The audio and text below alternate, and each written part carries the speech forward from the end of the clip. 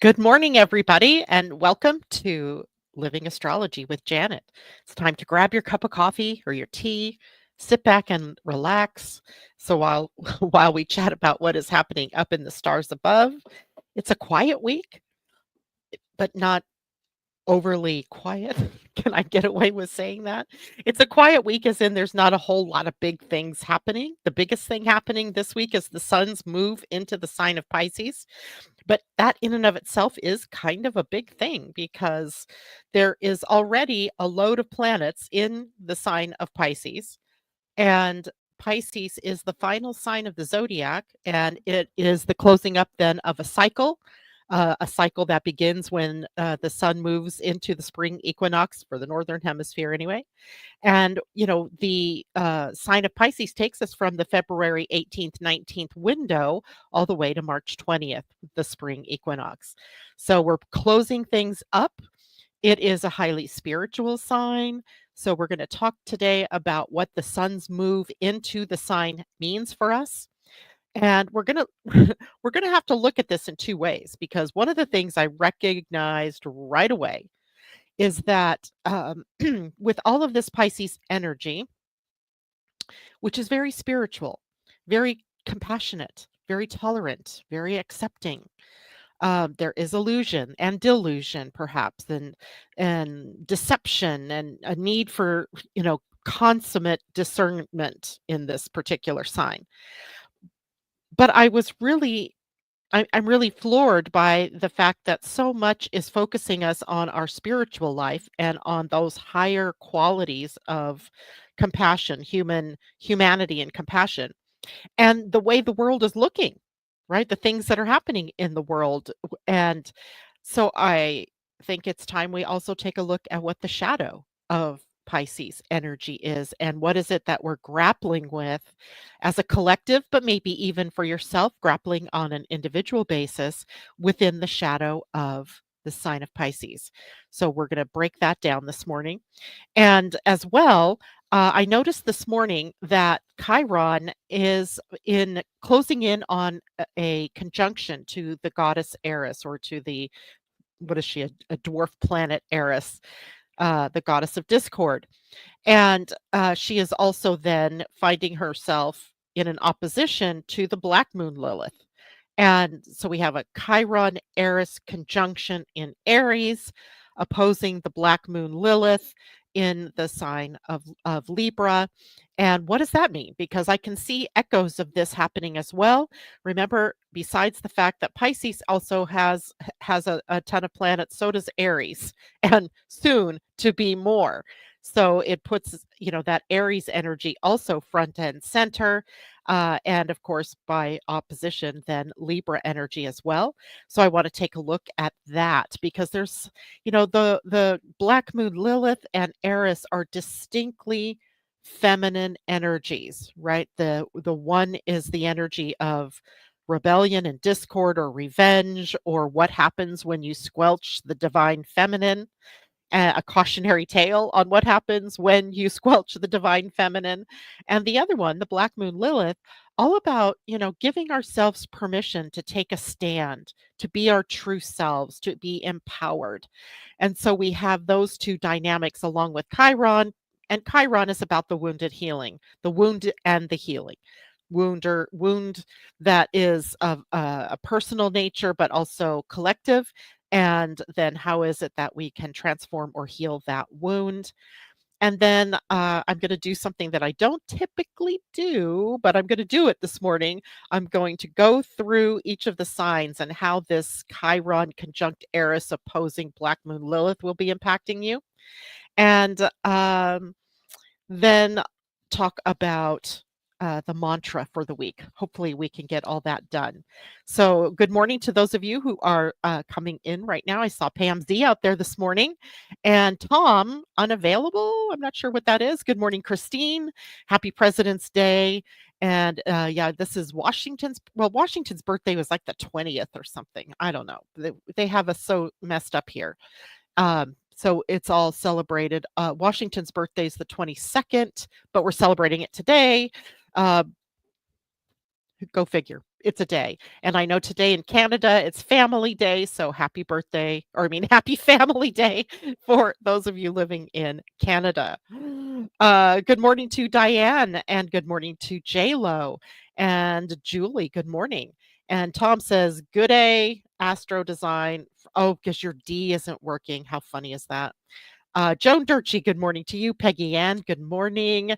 Tom said, when I first came on, it said video unavailable. That's odd, but not surprising. There's so many odd things happening. Like stupid odd things that shouldn't happen. Like last night, my friend came over, standing in the doorway of my house. She's talking to me, and my phone arbitrarily is recording the conversation she and I are having. I look down at my phone and I can see all these letters going by. I'm like, what the heck? So there's that. And, you know, a lot of other things like that kind of thing going on. Christine, President Lincoln too. Yeah, he was on the 16th, I believe it is, or 12th. Sorry, he was on the 12th. So we kind of lump them together and celebrate them. I'm an advocate of having 2 days off. I don't know. Asa, good morning to you. Tom, is MLK Junior Day a holiday? It is, except for my husband's work. They refused to do that, and that was back in January, of course. All right, so let's dive in, shall we? And anybody listening in the background, good morning to you and welcome.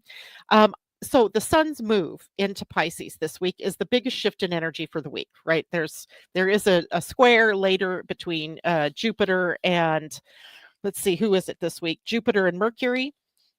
But it pales in comparison to this, adding of the sun's very powerful light to the sign of Pisces. If you all paid attention to the description this morning, I told you to bring your astrology chart with you and your human design. I don't know that we'll get as far as human design this morning, but this is what Pisces looks like in your chart. I've highlighted it in green there.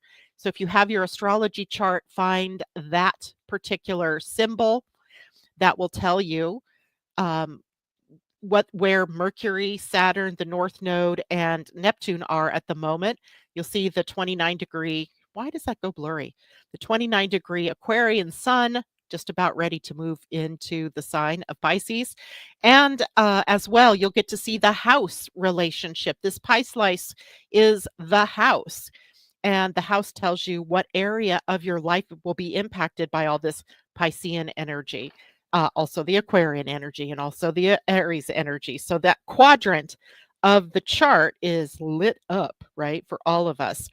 And that means there are 3 houses, successive houses in your chart or in the area of your life denoted by those houses that are, bringing things up, right, where there's stuff coming up from the shadows, stuff just and events, challenges, all that kind of stuff that are coming up. So, as I said, there isn't only the sun that will be in Pisces, right? We have Saturn in Pisces. We have the North Node in Pisces. Now, backing in from the higher degrees down to the lower degrees.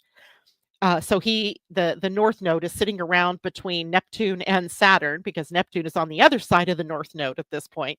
And now you add the sun's energy to this. So there's a big impact happening for those of us um, as individuals, but also as the collective, right? This is not, nobody's escaping, if you will, this energy. And it's bringing themes, and this is the higher side of Pisces, themes of surrender, healing, dissolving of old boundaries, and a sort of spiritual enlightenment that is happening, bringing us things like compassion and tolerance and acceptance. So the essence of this season, right? The season running from February, I believe it's on Wednesday, the 19th. Do I have a time? No, it's the 18th. Sorry, at 5:07 a.m. East Coast time. So that's going to be more like 2 in the morning for those of us on the West Coast. The sun will move into the sign of Pisces, so the 18th. But this is a phase that we'll begin to go through of heightened sensitivity and intuition, creativity, and imagination. All of those really high Piscean themes will begin to be showing up in a more powerful way, perhaps, in our lives. So, dreams, imagination, your inner vision all take center stage in your life during this period of time. There's also emotional depth here. This is a water sign. Water signs have depth, sensitivity, emotion. So feelings become more fluid during this kind of a transit, and we absorb energies from outside of us very easily. So you might be picking up on the vibe from the people around you. There's compassion and spiritual awareness, a call to kind of soften the edges of any hard places that you have in your relationships. It is time to forgiveness and open up the heart. And it is a surrender and flow kind of energy as well, letting go of rigid expectations, trusting that the cosmic current is taking us in the right direction, even if it appears that we are not moving in that direction. And Pisces, because it is the final sign of the zodiac, represents completion in some way, integration, even, and preparation for a new cycle. And that would be for all of us, whether you're a Piscean or not, doesn't matter, right? Because you're all a part of the cycle that began March 20th or 21st of 2024 and is ending as we get to the end of the Piscean cycle, i.e. March 20th of 2025. That is what we call the astrological year and is the model that would keep us in rhythm and flow with the natural energies of the year. Except this, annoying January 1st that comes along and creates a beginning that feels dead, right? Doesn't have any real life to it. So it's preparation for a new cycle when the sun moves into Aries, which will happen again March 20th. So this is a time to reflect, to release, and to reconnect with your spiritual essence, right? That's the Piscean way. In the physical body, Pisces rules the feet and the lymphatic system, right? So I noticed here where we live, a long story here, but my sister-in-law has been hospitalized. Um, she got sick. We think it was possibly the norovirus, and it created kidney failure. And now she has kidney sepsis, which is, life threatening. So she is in the hospital yesterday all day in the emergency room, and there were no ICU beds anywhere in this county or in Whatcom County, the county north of us. And the county south of us doesn't have very many hospitals that could handle an ICU. So she's now consequently been transported all the way down to Seattle, about a 70-mile drive from here, where they had an open ICU bed. Apparently, people are getting very sick. Lymph, right? And even though the sun hasn't been in Pisces yet, there was still Saturn, the north node, and Neptune. So a lot going on there. But then also the feet, because Pisces needs grounding. So the feet remind us to keep our feet grounded in the Virgo other side, right? The Virgo Pisces axis. Virgo feet, or Pisces rules the feet, but Virgo, the grounding that you need in order to be able to use the Piscean energy to its best. So interesting, timing for all of this, right? And the sun in Pisces is now bringing this huge, energy to that sign. And as he moves through the sign and highlights Saturn and the North Node and then Neptune, it brings those issues of those planets into like stark relief, let's say, right? Where it's in our faces and we have to look at what is happening with those planets. So, with the impact of so many planets in the sign, we're experiencing this powerful a Piscean wave, if you will, Piscean water. It's a wave that affects both our personal and our collective evolution. So let's start with Saturn in Pisces and what might be going on there that we need to be watchful for with the sun moving into Pisces. Well, Saturn in Pisces has been bringing us a test of faith and a responsibility in the unseen. So, really demanding, if you will, or commanding that we anchor ourselves in a spiritual foundation, right? And anchoring spirit with the physical, right? Being in this place. And Saturn brings structure and discipline and karmic lessons into the Piscean realm of spiritual and emotional health. So this energy teaches us all to anchor dreams into reality. That spiritual growth must be embodied, not just imagined. This is a much more activated lesson that we're learning about spirituality. But Saturn also brings boundaries to sort of this emotional chaos of Piscean energy, asking us to find some kind of clarity within the fog, right? How do we see through the fog? And in a synchronous event, it's very foggy outside here this morning. Um, so there's a personal impact of Saturn in Pisces, and that's you're learning to trust yourself despite the uncertainty of the world around you. And asking yourself this question, what spiritual or emotional lessons are asking you for commitment at this point in time? Like, what are you learning? What are you bringing with you? And there's also the collective impact because you're part of a collective.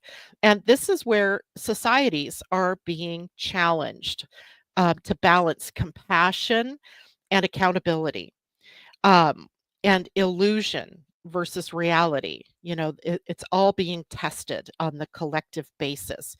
Right now, it seems the pendulum has swung quite over to the accountability piece, not so much the compassionate piece. But it's not one or the other, it's a balance that we need to create. Now let's look at the North Node in Pisces. Remember, the North Node is our collective destiny. In your own chart, you have a North Node by birth, which is your personal destiny. But the collective destiny is also impacting you, right? As we are a part of this massive humanity, we are part of the collective evolution as well as being part of our personal evolution. And the North Node really represents the karmic direction. What are we being pushed to move to?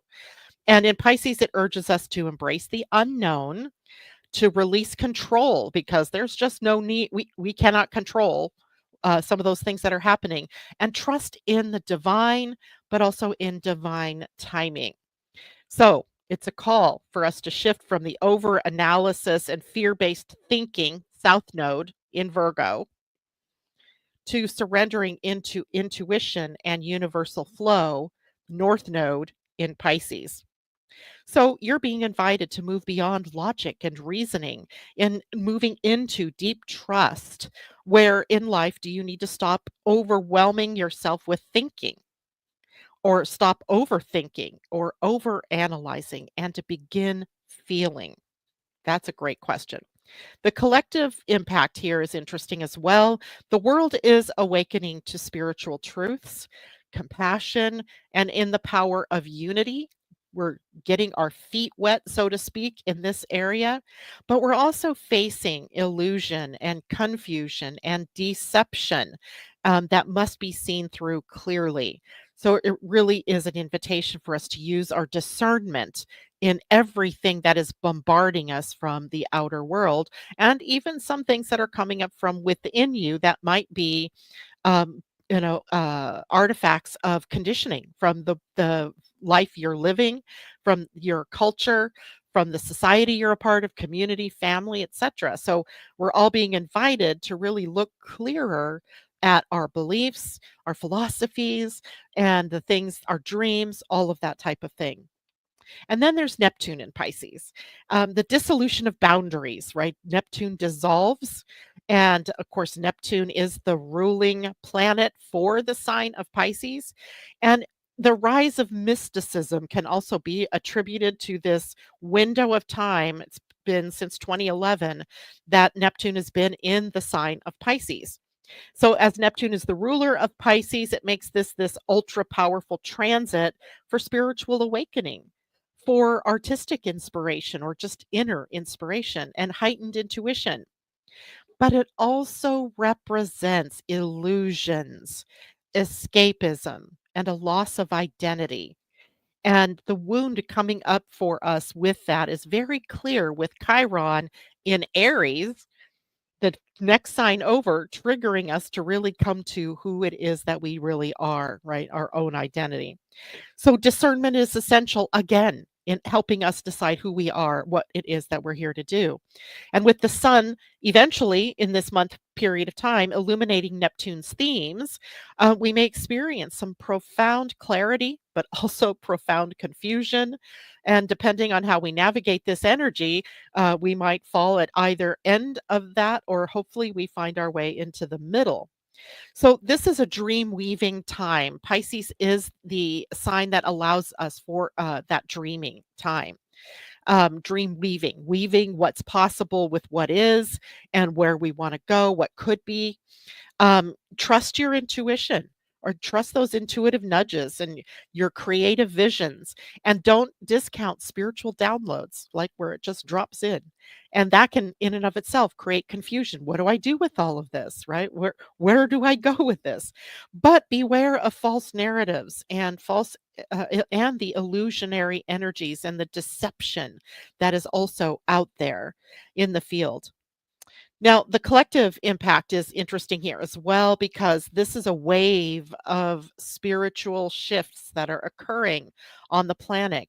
It might be in artistic movements, it might be in dissolving old paradigms, and yet it is also the possibility of manipulation, misinformation, and mass confusion. Neptune, yay, right? So, what happens when the sun illuminates each one of these particular points? So think about the sun as it moves into the conjunction first with Saturn as a sort of merging with each of these planets, and then shining a high beam spotlight on the themes of that particular planet. And the sun conjunct Pisces, and this will be around February 28th to March 1st. So next week to the beginning of the following week, facing spiritual discipline.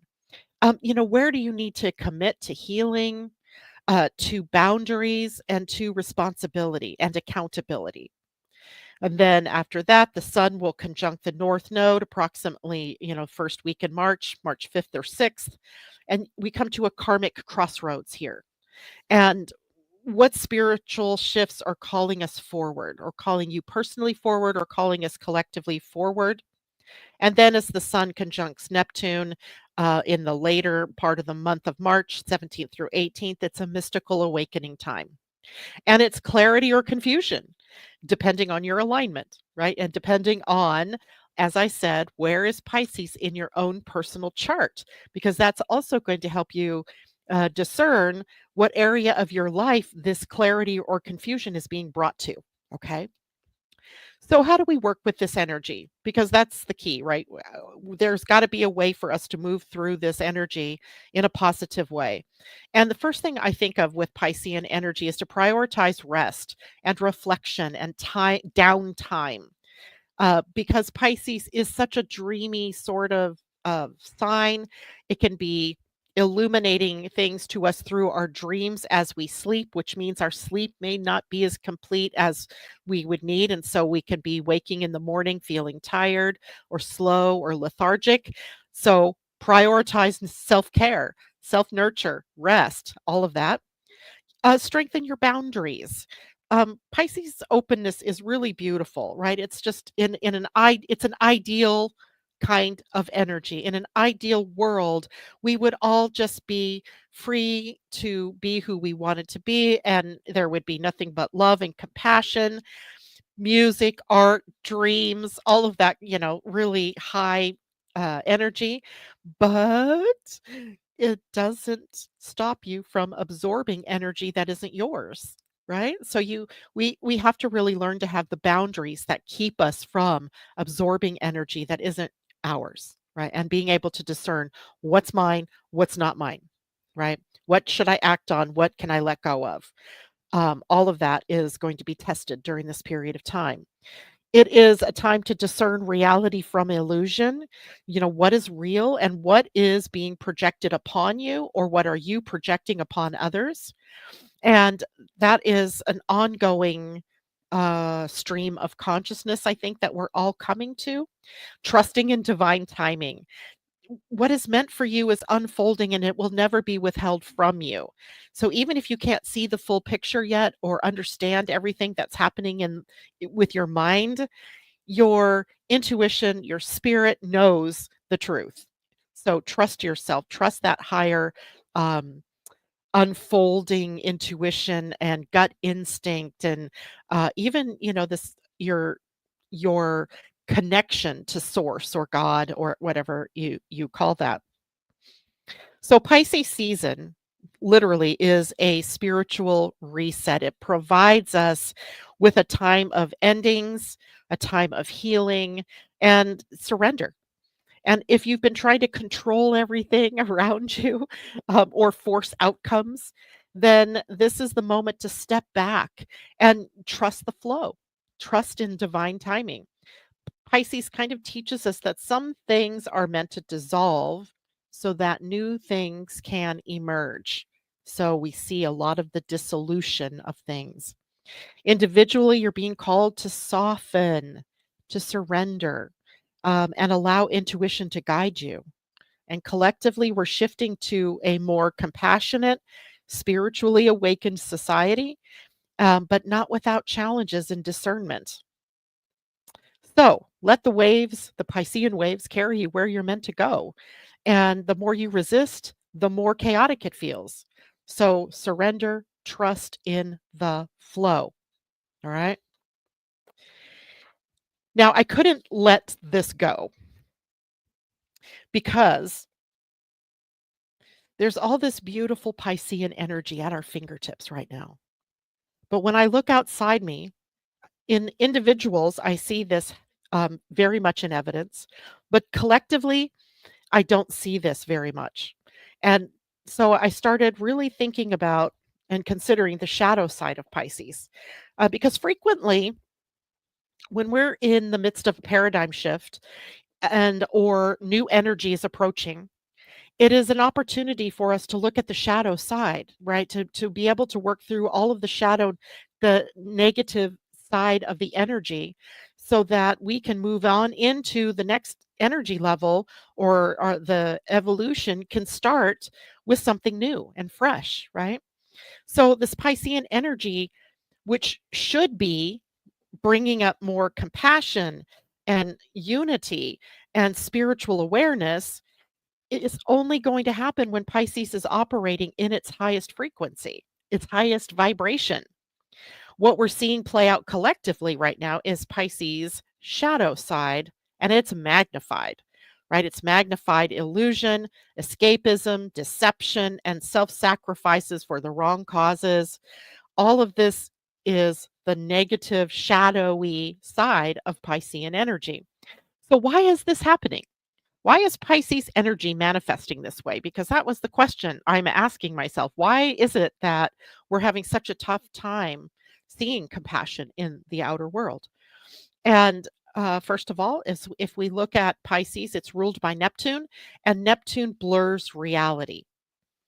And it really creates mass illusions, and that can lead to being manipulated or to manipulation processes, and especially manipulation of collective emotions. So we have to watch for manipulation, right? Manipulation by world leaders, manipulation by the media, manipulation by other power structures. So we have to be very aware and very careful about what it is that we tap into as a belief. And Saturn and Pisces, this should be bringing accountability. But in its distorted form, which it is right at this moment, it can create spiritual bypassing. It can create martyrdom and false leaders. The North Node in Pisces, which is our collective evolution, should be toward unity, toward oneness. But it's also making people follow blind faith, follow people without discernment, and then feeling powerless to stand up in the face of what we know is wrong, or what we know isn't the direction that we, counted on us moving in. So when Pisces isn't grounded, and right now I think that's the thing, we're seeing the ungroundedness so that we can heal this, right? We can heal this. It is illusion over truth. And, people believe what they want to believe regardless of facts. That's part of the Pisces illusion. Victim consciousness, right? Instead of taking responsibility, some people just feel entitled to burn everything down out of misplaced anger. That is a Pisces shadow negative vibe. False prophets and saviors. When people feel lost, they look for a Messiah figure. They look for that savior figure, often projecting their hopes onto someone who manipulates them. This is how cult leaders come to be so powerful. We, give over our power. We project onto them the energy of savior because we're feeling like victims. Okay. Now, there's also, I noted, a mean spiritedness, a destructive sort of vibe that's moving through as well. And that's partly because Pisces dissolves boundaries. So the boundaries that, are being dissolved are the ones that are being used for mass manipulation. Again, Pisces in the negative. And then there's Eris, right? She's the goddess of discord, and she happens to be conjunct Chiron, the wound, in Aries, which is inflaming the pain of those who have felt unseen, unheard, marginalized. And then the Black Moon Lilith, which I'm going to go into talking more about what that is all about here in just a minute. But the Black Moon Lilith in Libra is exposing hidden rage in our relationships, in society, and bringing it up to the surface for healing. And then here in the USA itself, we've just undergone a reckoning in our Pluto return. And so it's still in play, right? Pluto, remember, is so powerful that we give his passage across a planet or across his own, self, a 15-degree orb. So we have a lot of space still to work through this country's old power structures crumbling before we start to feel the emerging of the new, right? And it feels chaotic and it feels destructive, and it is, but it's also necessary for rebirth. You've got to clear out the shadows and clear out the dirt, if you will, before we can get to the shine. So, what can we do? Because this is going to be a continuing theme. This is not getting, it's not getting better yet, right? It's not even getting easier yet because we've not yet risen to the challenge of this. So we can hold strong to truth and to discernment. Not everything you see or hear is real, people. I mean, I think we all know that. Pisces illusions are at play, right? Watch what this hand is doing because over here something else is happening. You're not seeing this because I've got you focused so much over here. So I'm free to do, the shenanigan stuff over here. And don't give in to despair, right? That is a big lesson that I learned. The shadow of Pisces is hopelessness, and that's a trap, right? Stay connected to your inner light. Stay connected to love. Stay connected to one another. Stay connected to truth, to a higher spiritual vibe. And recognize that destruction can be a part of transformation. It's a fundamental part of transformation. And the USA Pluto return, in the sense of, I'm talking about this country, but we could take that out to any country at this point in time.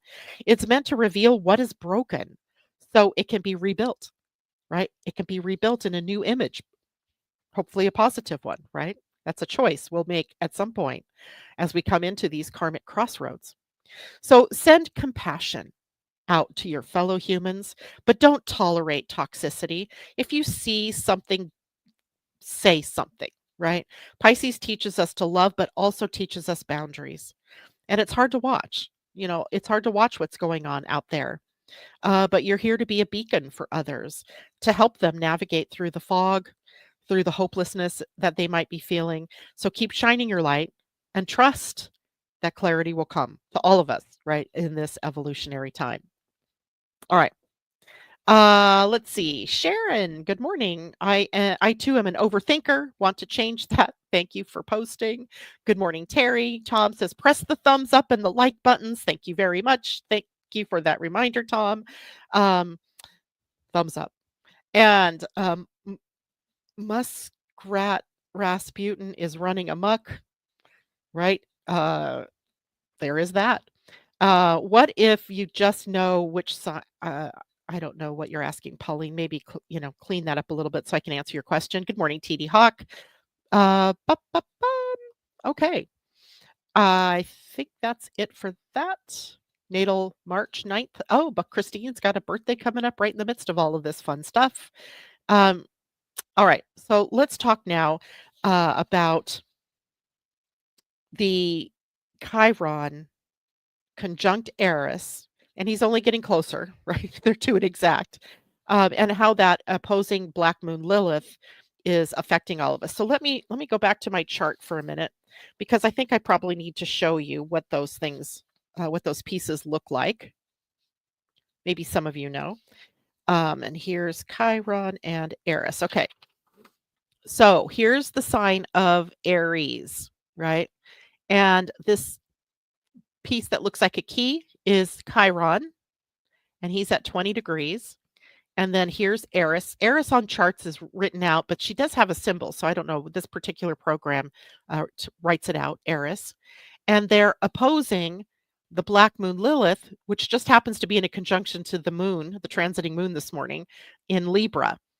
And that's what she looks like, a crescent moon with a cross underneath of her. And if you're pulling a chart for yourself on Astro, let's say, because I use Astro most of the time. You actually have to ask it to show you the Black Moon, Lilith, and Eris because it doesn't automatically do that. Anyway, so this particular opposition is pretty powerful right now because we're looking at, two of the goddess asteroid dwarf planets. The Black Moon Lilith is really a point, not a body. There is a body that's called Lilith, but this is the Black Moon Lilith. It's a mathematical point. And Eris, which is a dwarf planet, and they're both, these angry sort of energies of the divine feminine, where the divine feminine is, rebelling and breaking out and breaking through into an elevation of her power, which, of course, through, the last several centuries has been muted, right? So this alignment is raw. It's disruptive and it's deeply revealing, right? We see some of the wounds that we have around identity and power and societal rejection, particularly for marginalized voices. And the feminine, right, is one of those. And those who have been historically silenced or not been given a voice, right? And that could be any kind of group, from racial groups to sexual identity to cultural to prosperity to just, where do you live and who are your families, right? Who's lots of different things that humans use to categorize. But in categorizing, we also marginalize, right? Or we have a tendency to. So if we first look at Chiron conjunct Eris in Aries, so we have wounds of rebellion and an identity crisis, right? Everybody here has Aries somewhere in their chart. Aries looks like this. I just highlighted it again in pink. That is what Aries looks like, right? Aries kind of looks like the ram's head and horns, right?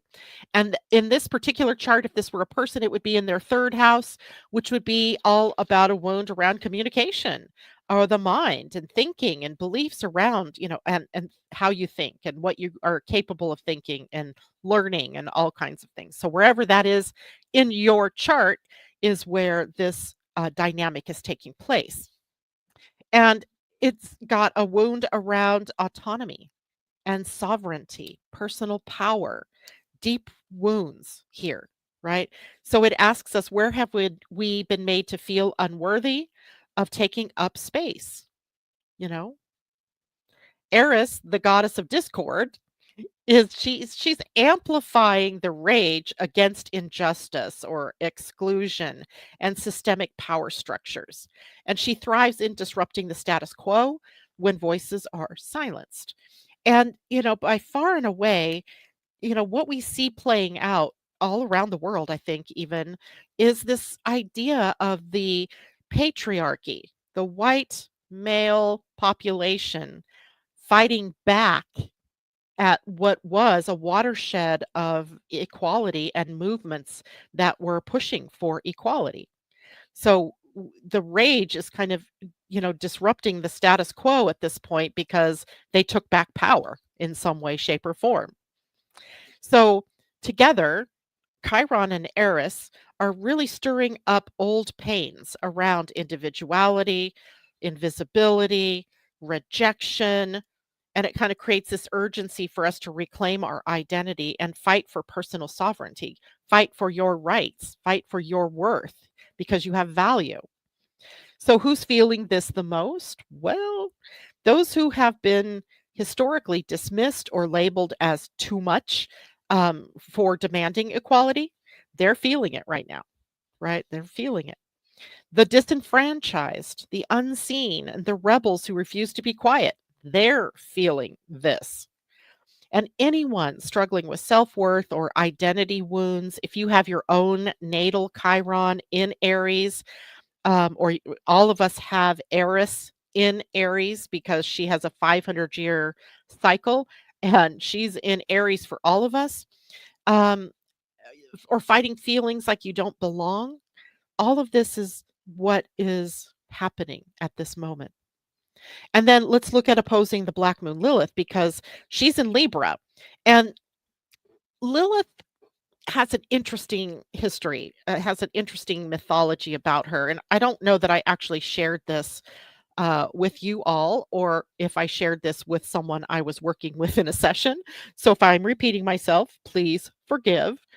But in the mythology, the Black Moon or Lilith, the person of Lilith, was the one that was first in the Garden of Eden with Adam. And they were equals, right? They were created as equals. And in certain respects, Adam tried to assert dominance over Lilith, and she took a stand against that. She rebelled. And Adam went to God and said, I can't live with this, right? I need to be supreme. And I'm paraphrasing. Um, so God sent Lilith on her way and created Eve out of Adam's rib. Now, this is mythology. So, this is definitely a story about the divine masculine overtaking the divine feminine. And that has created this mythology of Lilith as the rejection of the dark feminine and the demand for balance and taking a stand for your own rights and for your own sovereignty. Now, it's not necessarily men women kind of issue, although it plays out that way too. It's really the bigger energy, the divine masculine and the divine feminine out of balance, right? And having been out of balance for several thousand years at this point and needing to come back into balance. So the Black Moon Lilith in Libra speaks to the rage of the silenced feminine, to the exile of the untamed. I love that. Powerful parts of ourselves that we've partitioned off because it's too wild, too extreme.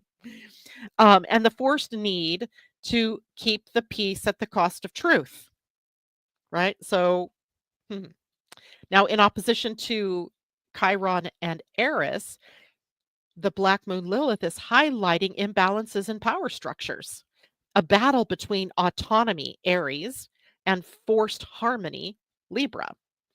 And this morning with the moon conjunct Lilith, how funny, right? That it would be this issue becoming deeply emotional, deeply accessible, and personal, and also surfacing in our relationships, in our social justice, in our gender dynamics, and all of that, right? So, who feels this the most? It would be those who are fighting for their voices in relationships or in society or within themselves. And I would say that we are all in some ways fighting for that.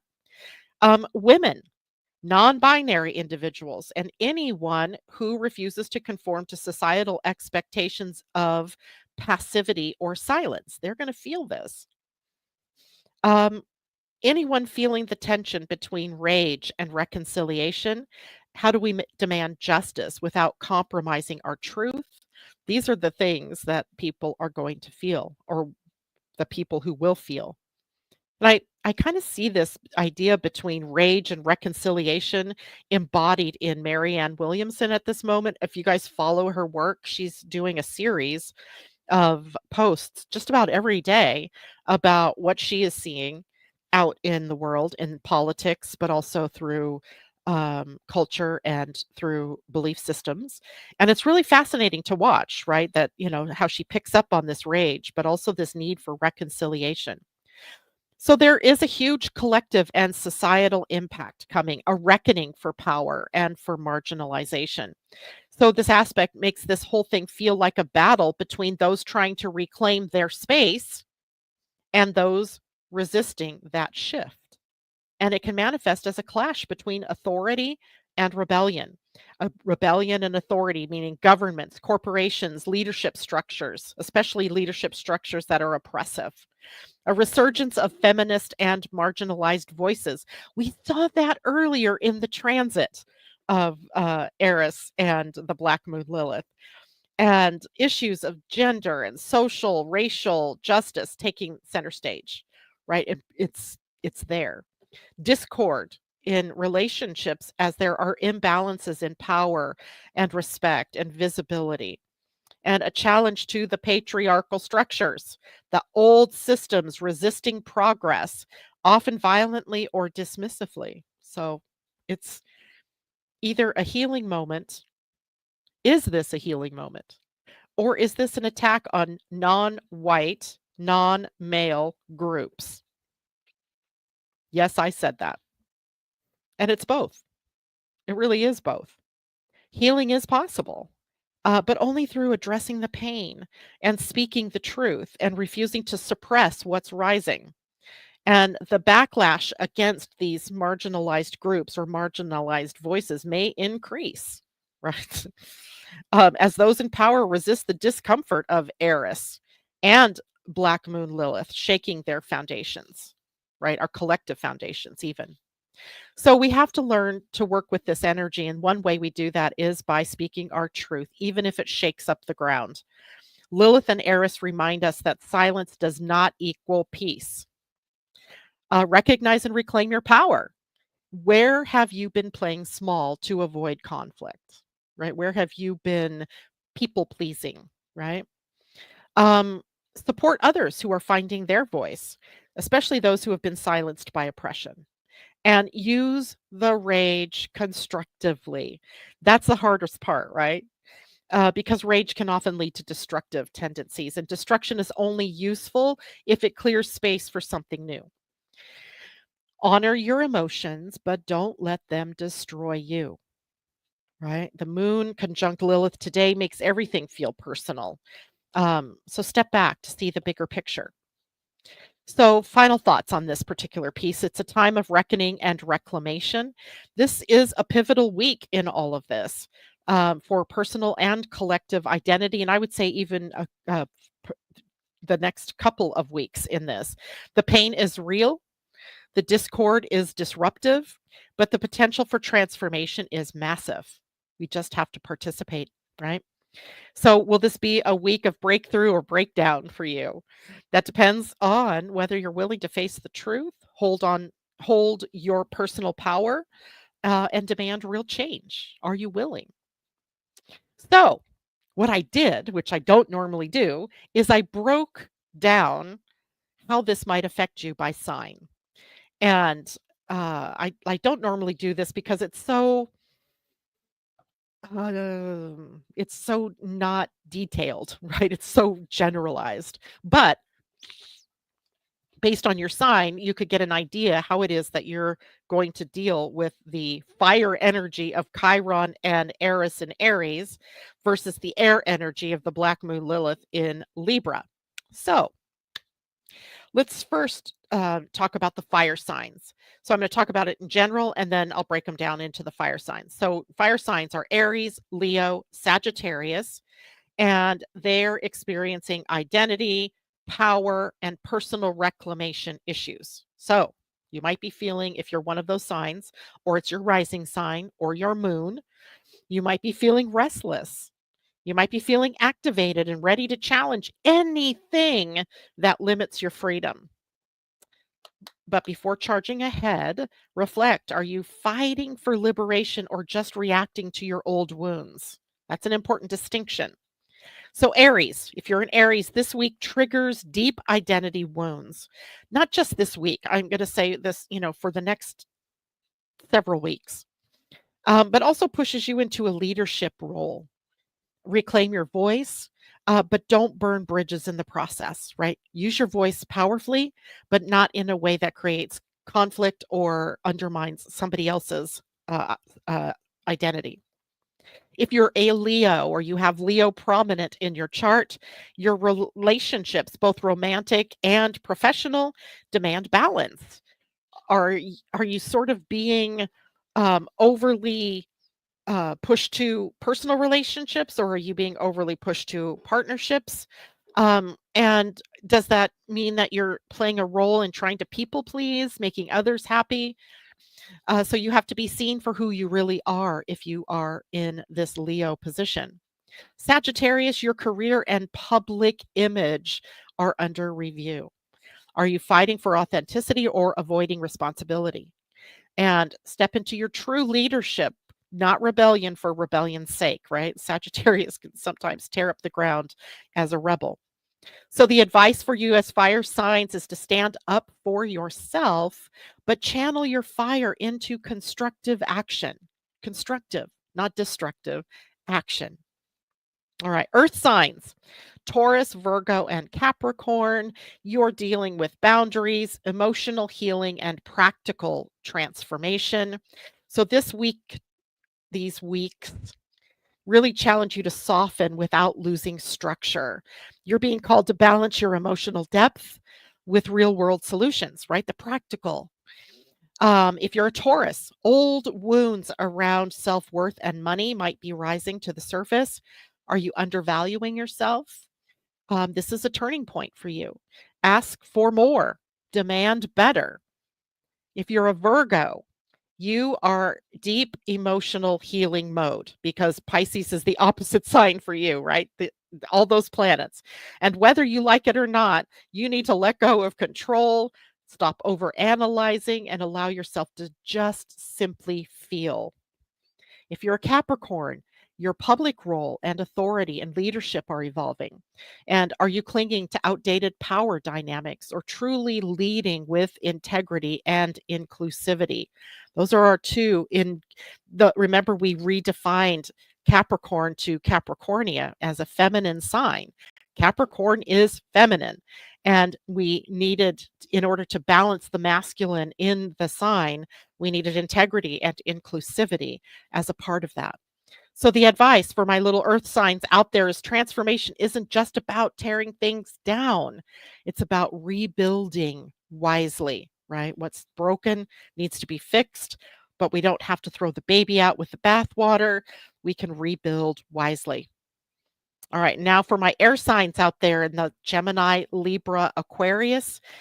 This for you is about relationship clashes, social justice, and speaking the truth. And the opposition between Aries independence and Libran partnerships hits you the hardest.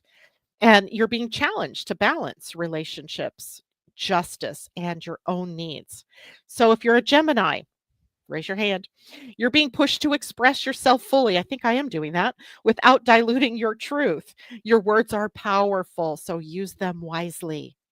If you are Libra, this week is deeply personal in your relationships, your self image, and your social standing, if you will. They're all shifting. And Lilith is deeply personal, right, in your relationships and unearthing that suppressed anger that you are holding, the rage. Own it without losing grace, right? Rage doesn't have to be destructive, it can be constructive. If you're an Aquarian, you're being called to step up and speak for the collective, whether it's through activism or community work or personal conversations, your voice is needed, right? That's the Aquarian one. So, advice for my air signs: use your intellect to cut through illusion, speak your truth, but don't fuel unnecessary conflict. Doesn't have to be unnecessary. Water signs: Cancer, Scorpio, and Pisces. You are all moving through deep emotional shifts, surrender, and karmic healing. So, with the Sun, Saturn, North Node, and Neptune in Pisces, your intuitive gifts are on overdrive. So, trust them. But discern between intuition and emotional projection. Always going to be the thing that water signs have to work through. If you're a Cancer, old family wounds may be surfacing. So, are you healing or repeating generational patterns? This is your chance to break cycles of emotional suppression, to break out of that old paradigm that held your tongue, right? Held you from feeling your true feelings. If you are a Scorpio, the Pisces energy softens your edges, but the Aries Libra battle forces you to confront how you use power in relationships. How do you use your power? Do you control or do you empower? And if you're a Piscean, the sun's entrance, of course, into your sign illuminates your gifts. And it also illuminates your blind spots. So, this is a spiritual initiation for you. Trust yourself, but don't escape reality. And my advice here would be no, don't numb yourself. Feel it, move through it, and let intuition guide the way for you. So, this whole collective theme for these next several weeks is about radical truth. It is about liberation and it is about healing. The Chiron Eris Lilith battle sort of forces us to see where we have been silenced or ignored and where we can't be so anymore. The sun in Pisces will ask us to surrender but not become passive. The challenge: how can we heal and fight for what's right without losing ourselves in chaos? So, overall, this week, especially this week and maybe the next several weeks, let what needs to rise, rise. Let what needs to dissolve, dissolve. This will be a time of truth, confrontation, and necessary transformation. So embrace it wisely, right? Give yourself the opportunity for that. And I created a mantra. I don't know if you guys are into mantras, but I thought we all need a mantra for the week. So I'm going to actually type it in here but then not everybody can see it. Ooh, I will post it somehow. Here's the mantra: I honor the truth within me. I release fear, embrace my voice, and trust the flow of transformation. I stand in my power and wisdom, balance, and grace. Shall I say it again, everybody? I'm going to say it again. I honor the truth within me. I release fear, embrace my voice, and trust the flow of transformation. I stand in my power with wisdom, balance, and grace. And this mantra, helps us align with Chiron's healing power and Eris's rebellion and Lilith's reclamation of the silenced feminine or the silenced self. And it reminds us to balance the fire, Aries, with harmony, Libra, and surrender, Pisces. And it affirms strength in truth, but also in softness and trust. Okay. Boom. It's done. Okay. So we're witnessing the destruction of the patriarchy and the rise of the divine feminine with the divine masculine. We are the co creators, right? Dominance is a thing of the past, even though it's still very clear that dominance is an issue, a shadow on the planet. Dominance is falling away. And if that's falling away, then you can't have this misrepresentation or this unbalanced representation in the two biggest energies on the planet, the masculine and the feminine. So, of course, we'd have to see some kind of destructive energies out there because sometimes we have to be shaken to our core in order to change because we don't change very easily as a collective, right? Individuals of you may change very easily, very readily, but not everybody is like that. So it can be a real problem when we try to create big change because we see the resistance, and resistance is one of the symptoms, if you will, of change that's coming, right? The change that needs to be here. I'm going to draw us a card, and I think I'm going to draw us a goddess card. There's a reason she was on top, I guess, this morning in the pile. And oh, the goddess deck is by Colette Baron Reed, and it comes with this really nifty book, Power Oracle, right? Goddess Power Oracle. So let's do some goddess powering. Get some wisdom for ourselves along the way. How's everybody feeling about what's going on out there? TD Hawk Leo here. Thank you for your insights and guidance. You're most welcome. Ooh, here we go. Green Tara. And underneath her, it says salvation. Interesting. I can't wait to see what this is all about. And that is card number, is that a 7? 17. So an 8, power, salvation. Let's read about this. She came out up right side up. And in this deck, the right side up is an empowerment message. Okay, that is 17. There we go. An empowerment message if it's right side up, and an alignment message if it's upside down. So here's the empowerment message. The divine has intended you into being and given you the assignment to explore life through certain perceived limitations. You are meant to learn about life and all its complexities, especially learning about how to be in community with others. Green Tara, a Tibetan goddess also known as She Who Saves, says that you will never be alone in life's journey. This compassionate savior goddess of intimate friendship will ensure that the right people will show up for you at the right time. Green Tara reminds you that your needs will always be met. You don't have to know the how, as that is her domain. You just need to trust, and the goddess Green Tara will use her magic on your behalf. You are safe and secure and always in the care of the divine. Maybe I should read the alignment message just in case, right?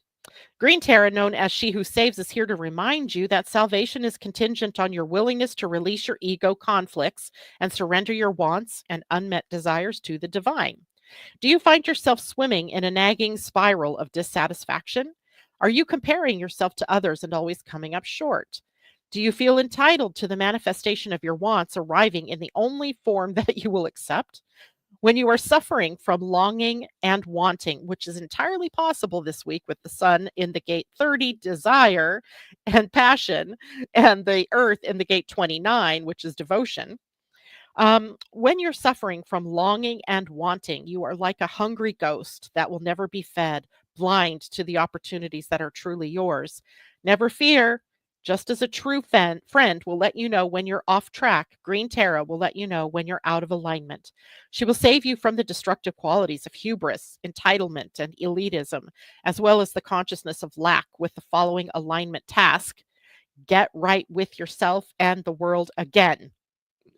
First, know that you are exactly where you need to be right now. And if that means empty for a time, that is perfect. Instead of looking at what isn't there, bless every tiny of your aspect with deep gratitude. Green Tara will show you that the world is your friend. You've only been fighting against yourself. You will then recognize the earth as a place of joy and abundance. There are some powerful messages in this particular card, right? Wisdom for all of us. Get right with yourself. That's right, Tom. Get right. Okay. Any questions before I go? I think everything is cool there. Thank you guys so much for joining me this morning. I will be here on Friday. We'll talk about what's coming up after Friday, which will be Mars leaving retrograde. Yay. All right, everybody. Take care. Bye for now.